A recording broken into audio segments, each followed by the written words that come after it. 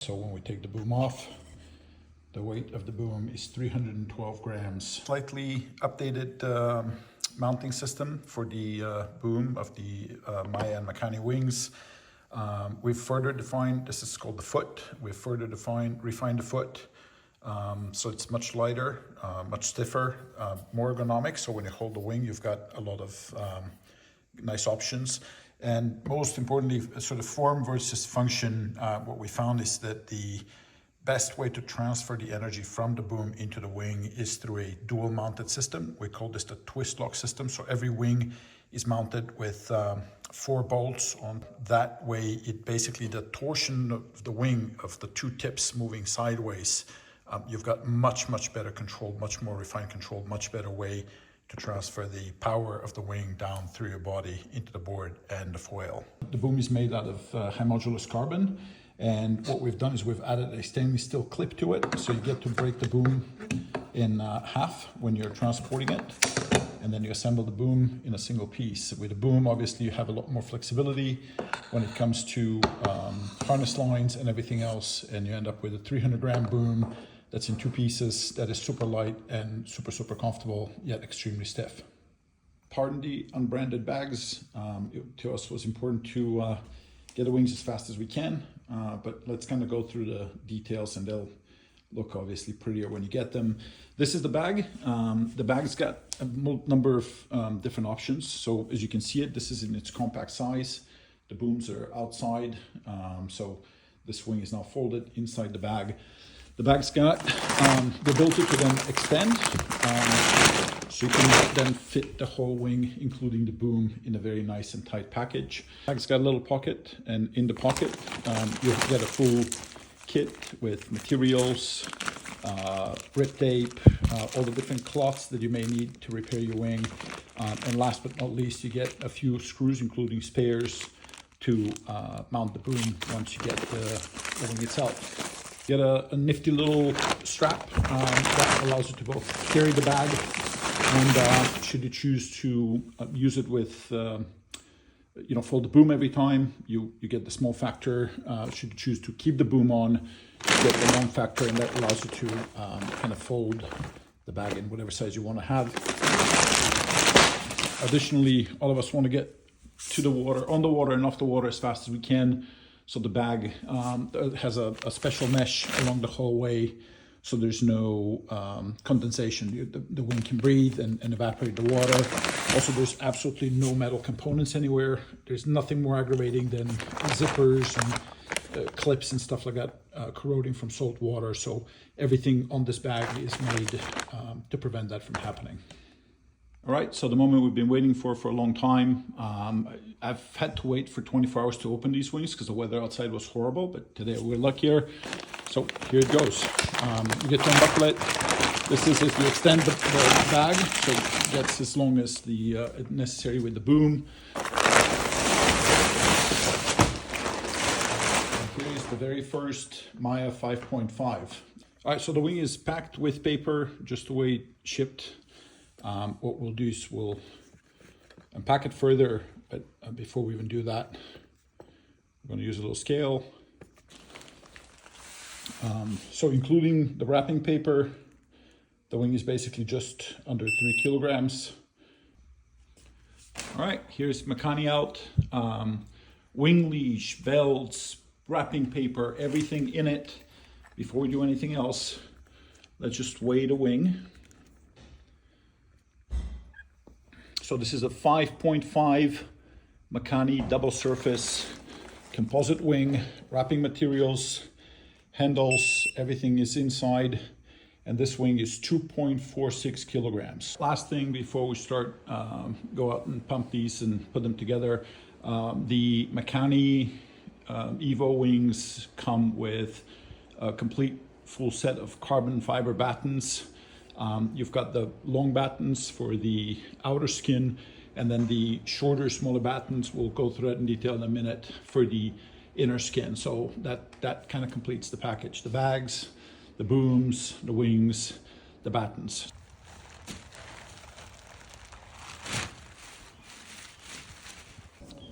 All right, here's Makani.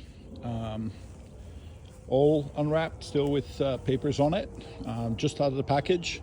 So a few things to note before we even get started. The paper is extra weight that we're going to take out, but it was an original measurement. A few kind of quick things.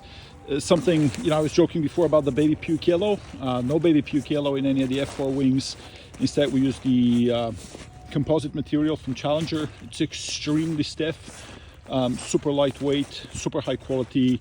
It is Dyneema based and significantly more rub resilient, scratch resilient, scrape resilient, and even greater stiffness and lighter weight than the baby puke yellow material that everybody's using. You can see we've got a dual valve system. It is by far the safest thing we've tested out there. Super simple valves. You've got a nice Velcro cover. You've got the valve itself, and it's an industry standard, what's called SUP valve, an SUP valve. Works with all the pumps. All pumps come by default with these nipples to inflate it, and we've got two of these, one on each bladder of the wing. The reason we don't like the connectivity between the two bladders is one, these things fail all the time. That's one of the most industry standard warranty things. Two, it becomes a single point of failure. So you can talk to me all you want about clipping this and stopping the air.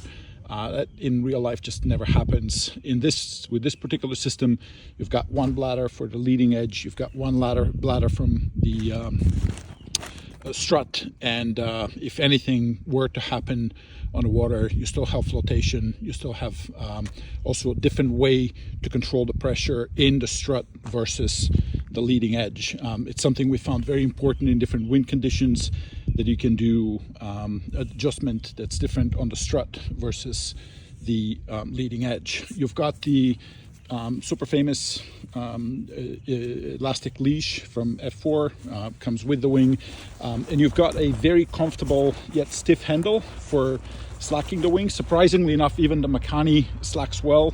We ride it in waves all the time with the Orca, but this handle is very stiff. It's got a nice padding behind it, so your knuckles, especially when your hands are wet, this is a very nice added protection. Here is a little neoprene detail that does add a lot of comfort and some safety for your knuckles after you ride them.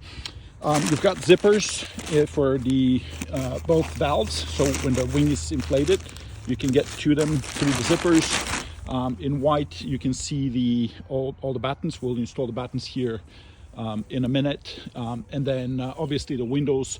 The windows are through both layers of the wing, and so those wings are fully race compliant, registered with all the divisions, and include the windows for safety reasons. The boom, let's start assembling the wing. We'll start with the boom. This is the boom we measured earlier. Again, it comes with a nice EVA pad, and it's got the twist lock system. So the boom is now assembled with a stainless steel clip here that we've used from our windsurfing days. This is the foot, highly reinforced in the composite material, and again the twist lock system. So your wing is basically going to twist in gusts, tip to tip, okay, and the wing starts to kind of flap on you back and forth a little bit. And so what we did through a lot of testing is we developed the double twist prevention system. What it is you've got a lot more leverage from the boom when you have a tip to tip mounting of the boom. It's, to us, the most important thing is performance, and a smooth performance, especially in racing, and very, very finite control. And that system here allows you to have that much more leverage over the twist of the wing. So in gusts and when you're pumping, you transfer the grip you have on the boom into the wing through the strut in the best possible axis to prevent twist and everything else. With the GP foils, you get these spiffy little bags, and in the bags you get the screwdrivers you're going to need to put the wing together. We use the Vera stainless steel screwdrivers in the little kit that comes with a repair kit. You also have a little Ziploc bags with the screws you're going to need to mount the boom onto the wing. Have this cradle inside the boom mounting, which is then reinforced into the strut, and that cradle here provides that additional extra stability when you mount the boom inside it. So the boom handle actually sinks into the cradle, creating further contact and further stability of that preventative motion of the wing up and down. So this is one of the other things that we spend a lot of time engineering, but that combination of the pad, the cradle, and then the handle with the dual mount system, that's what we call the twist lock system, and something we found works extremely well. These are Torx stainless steel screws that come with your kit. You've got some spares as well. Personally, I mount them. That's why we made the bag to be expendable. I like to mount my foils, my wings together with my booms. I adjust my harness lines and I never touch them again. This is how simple. Don't over tighten these screws. You don't need to use brute force. You can see they're very flush. The handle is now fully in the cradle, very sturdy. There is absolutely no way for you to move any of that. And more importantly, it's very ergonomic, so there's no risk of injuries when you're slacking the wing or when you're tacking. This is very, very comfortable place to hold it. Very sturdy and very elegant. There's no sharp edges. There's nothing for you to worry about or anything to twist when you're needed stiff. We do recommend that you do this when we first assemble the wing with deflated wing. All the tolerances are very, very tight. So once you put the back or the front, doesn't really matter what you do first. The second one will basically be pulling on the wing when you set it in when you settle the wing handle in the cradle. So that's kind of a two-hand operation. As you can see, the strut would get very tight, exactly to very tight tolerances before you screw the rear. But that does get assembled first, and it's when the wing is deflated. Boom, fully assembled. As you can see, the strut's tight. You don't need to muscle these things, they just need to be snug, and you will see that the handle recesses in the cradle of the foot. So very elegant, very simple, very light, and very stiff. So this reminds me of my good old windsurfing days. It's actually a little nostalgic almost. 8 battens, so we've got 2 short ones, 2 medium ones for the double skin on the inside, or green layer, and then we've got 2 slightly longer ones and 2 very long ones respectively for the white part, which is the outer skin of the canopy. This is all the trash that comes from a wing, so we try to be as environmentally conscious as we can. This is all you're going to throw away aside from the packing box, so we think we did pretty well here. There's no particular order in which the battens need to be inserted. You grab the batten for the specific space. You'll see one side is slightly skinnier than the other. That's self-explanatory. You've got a small Velcro opening here right at the leading edge, and you just need to slide the batten inside the wing all the way nice and tight, and they're specifically sized, so it's the very end here with the reinforcement, and it goes all the way to the front where you also have a little reinforcement on the pocket. You tuck it in and you Velcro it, and that's it. The batten is in, and you will then proceed to do the same thing for all 8 battens in the wing. The longer battens do have a slight color change. I'm not sure if you can see it here with the camera, but as they get thinner, they actually change color. So the lighter color of the batten goes furthest to the back. The black side of the batten, of these beautiful all carbon battens, goes towards where the Velcro is to attach the pocket and close the pocket.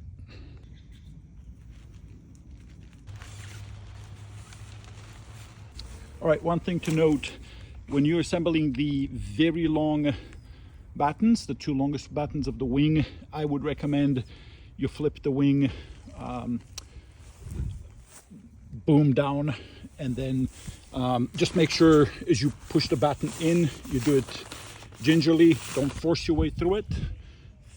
Beauty is not created by force. Just slide it in and make sure that it comes in nicely in the reinforced pocket here on the leading edge before you close it and you apply tension. So just use caution, use a little bit of finesse, and do it with the boom facing down and the skin of the wing facing up as you insert that batten. For the double skin, there is a little grommet here that goes through the inner panel of the double skin underneath the strut on both sides that allows riders to put tension. So if you like your outer skin a little bit looser, you can run the grommet a little bit looser. It's an elastic that goes in here. If you want the skin a little bit tighter in stronger conditions and more gusty conditions, you just tighten the grommet. So this is just a little detail here that I wanted to point out. And then now to the moment that we've all been waiting for. You've got the little zipper here. We do recommend you go through the zipper. You can go through here as well directly, but as you inflate the wing, it gets tight and uncomfortable. So I personally like to go through the zipper, work into the valve. These wings, we like to run them at 10 psi. There it is inflated. What you can see is that these are fairly small diameter because of the composite material. This is a 5.5 racing wing. And also in the profile, you can see the kink in the strut. The kink is important. It gives you distance from the wing, especially when you ride double skin wings. It does initially feel a little claustrophobic. The second layer comes a foot in some cases less, closer towards the body. So you feel like you have a wall right in front of you. But this is the strut, very thin composite material, boom on, 10 psi pressure. You zip this so that your wing performs well and it doesn't take a necessarily amount of water. There's plenty of drainage here on the side of the wings, so you don't need to worry about the wings flooding or anything like that. Make sure that the yellow nipple inside the valve is on the out closed position before you inflate it, and away we go.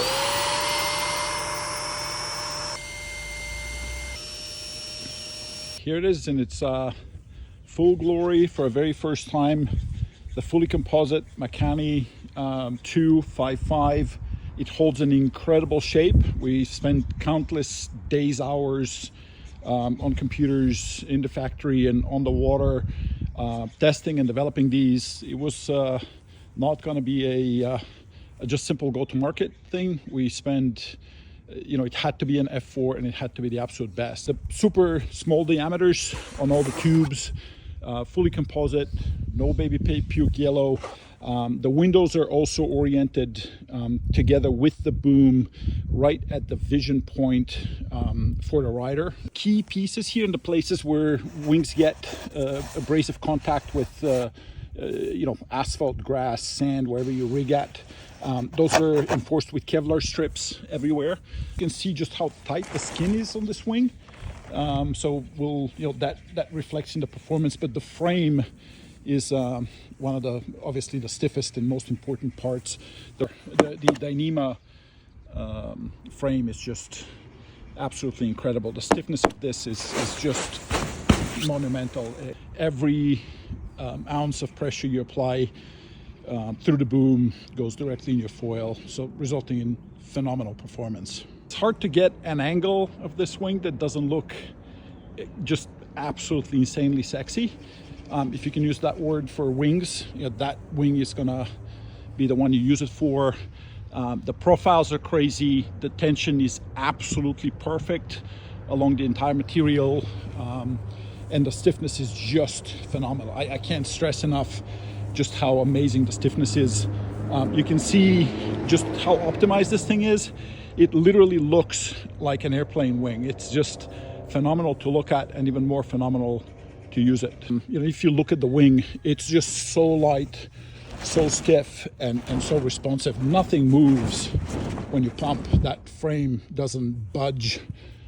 It is rock solid, and canopy, both outer skin and inner skin, just hold absolutely perfect tension.